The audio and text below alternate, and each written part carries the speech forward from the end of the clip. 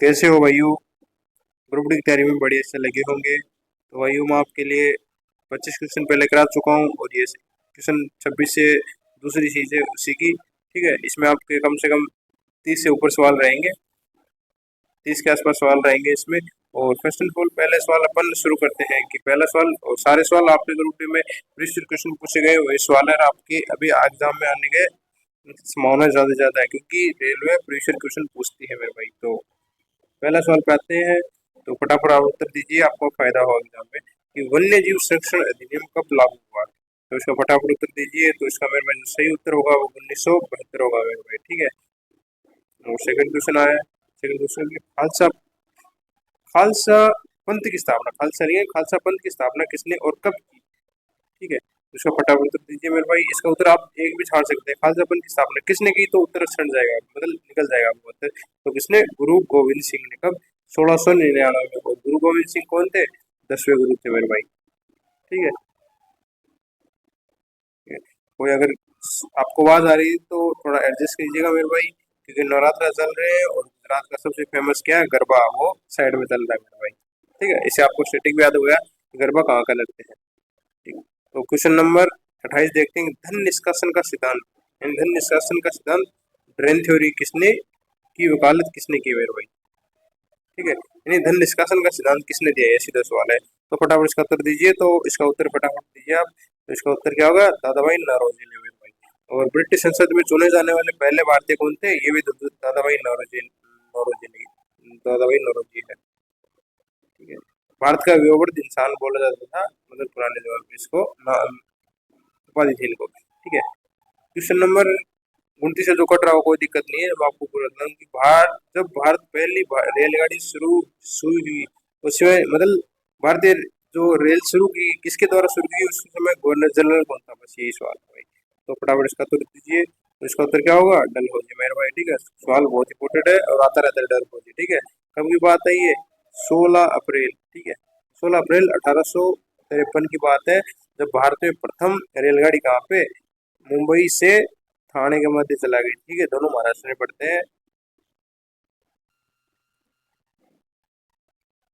Question number 30 अपना, राजीव गांधी की हत्या कहाँ हुई। ठीक है, राजीव गांधी मतलब सबसे युवा पीएम माने जाते हैं राजीव राजीव गांधी थे। ठीक है, तो इसकी मृत्यु कहाँ पे हुई मेरे भाई, तमिलनाडु में हुई थी। ये थोड़ा साइड से कट रहा हो, कोई दिक्कत, मैं सर छोटा कर लेता हूँ आपके फायदे के लिए। तो सवाल ये है कि तराइन का प्रथम युद्ध किसके मध्य हुआ। ठीक है, तो फटाफट इसका उत्तर दीजिए मेरे भाई, इसलिए मैं आपको एक्सप्लेन कर देता हूँ कि किसके मध्य हुआ था। एक तो पृथ्वीराज चौहान या पृथ्वीराज द्वितीय भी दिया जाता है कभी, और दूसरा था मोहम्मद गोरी। तराइन का प्रथम 1191, इसमें कौन, पृथ्वीराज की जीत विजय हुई, और दूसरा था 1192 जिसमें मतलब धोखा हुआ था जो भी है, लेकिन क्या मोहम्मद गोरी जीत गया सेकंड बार।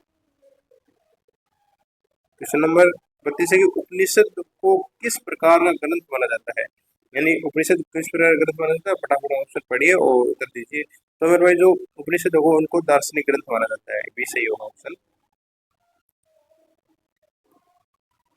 क्वेश्चन नंबर 33 है कि बुद्ध को ज्ञान कहाँ प्राप्त हुआ था, फटाफट उत्तर दीजिए।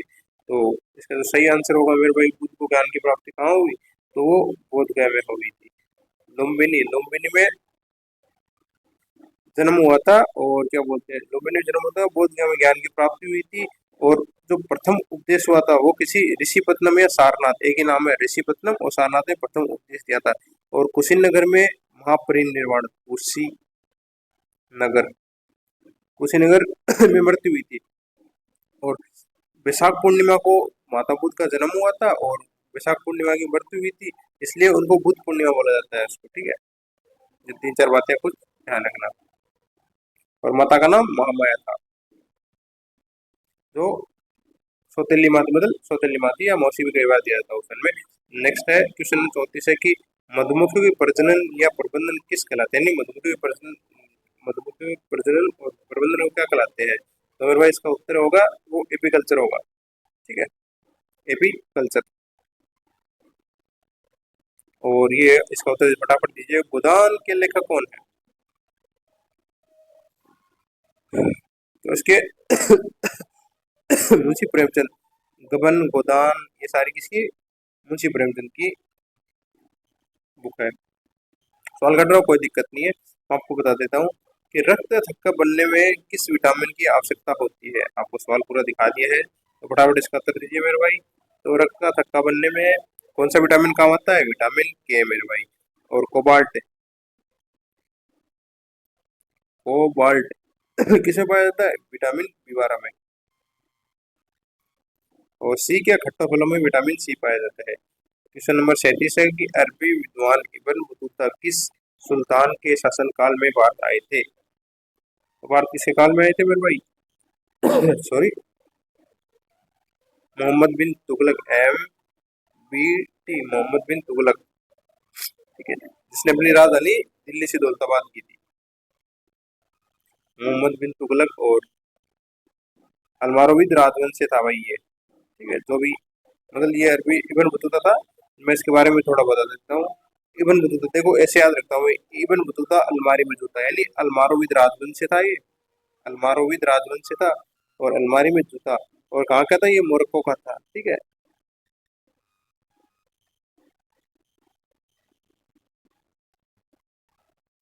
और क्वेश्चन नंबर 38 है कि मुगल शासक औरंगजेब ने कौन सी उपाधि धारण की थी। औरंगजेब ने कौन सी उपाधि धारण की थी, फटाफट इसका उत्तर दीजिए मेरे भाई। तो इसका जो सही होगा वो आलमगीर होगा, आलमगीर। और औरंगजेब को जिंदा पीर कहा जाता है, ठीक है, जिंदा पीर भी बोला जाता है औरंगजेब को।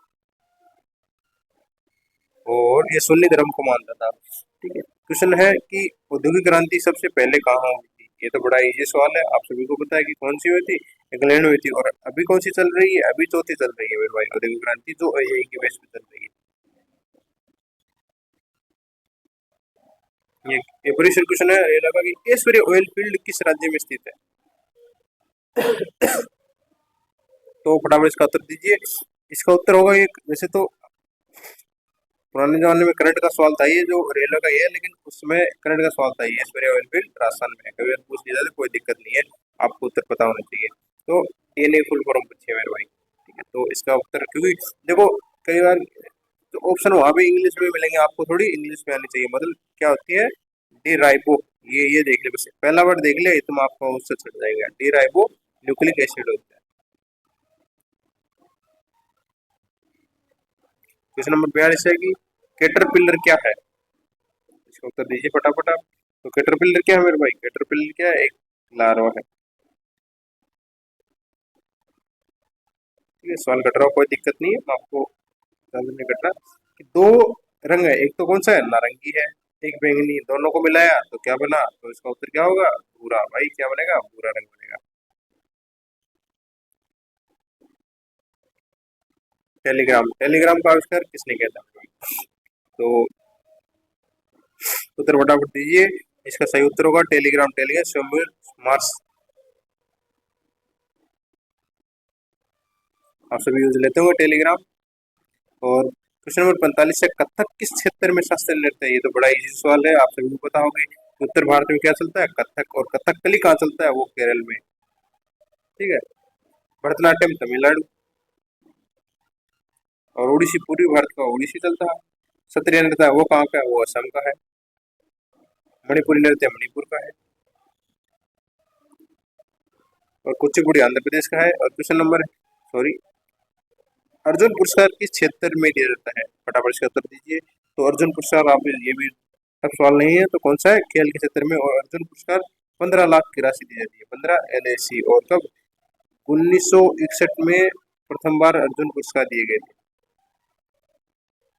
राजीव गांधी खेल पुरस्कार, ये सबसे बड़ा खेल में दिया जाने वाला पुरस्कार है। किसने, क्वेश्चन नंबर 47 है कि ज्वार भाटा किसके कारण बनता है। तो ज्वार भाटा किसके कारण बनता है, ये चंद्रमा के आकर्षण के कारण बनता है भाई। क्वेश्चन नंबर 48 है, कोई नहीं, जितना आपको चाहिए था उतना दिख रहा है आपको सवाल, कि बीयर और गुल शब्द किससे संबंधित है। तो ये क्वेश्चन तो बड़ा ही इजी सवाल है, स्टॉक एक्सचेंज से संबंधित है।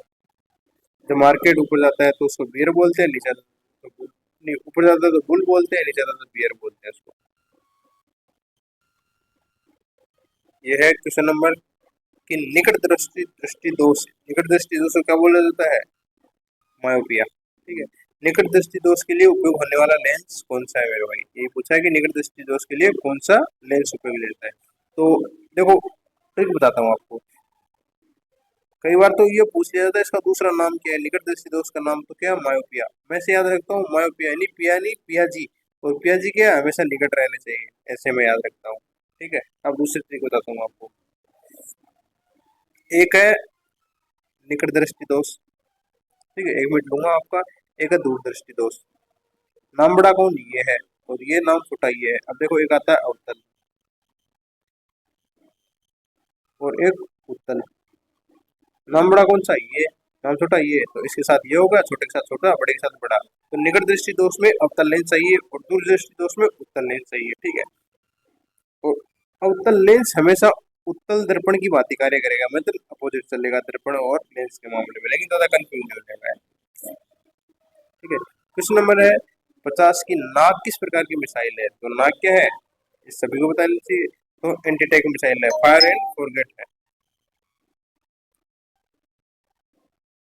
फायर एंड फॉरगेट यानी दागो और भूल जाओ। क्वेश्चन नंबर 51 है कि अफगानिस्तान ब्रिटिश भारत किस रेखा है? आज के साथ अंतिम सवाल होना चाहिए कि भारत और अफगानिस्तान के मध्य जो सीमा रेखा है उसको क्या बोला जाता है? तो उसको मेरे भाई क्या बोलते हैं? डुरंट लाइन बोला जाता है। ठीक है, और मैकमोहन क्या है? भारत और चीन के मध्य है ये। और रेड गली भारत और पाकिस्तान के बीच रेड गली रेखा है। तो आज में इतने ही सवाल भाई। ठीक है, आज की वीडियो में इतने हैं। तो वीडियो अगर पसंद आई तो वीडियो को लाइक करें और अपने दोस्तों का शेयर करें। मैं आपके ग्रुप डी, खासकर ग्रुप डी के लिए सारे सारे क्वेश्चन मैं आपके लिए मोस्ट इंपोर्टेंट लेके आता हूँ, चाहे वो प्रीशियर हो, चाहे नए हो, करंट जीके के भी सवाल हो, चाहे वो आपके लिए लेके आता हूँ मैं भाई। इसलिए वीडियो को लाइक जरूर करें।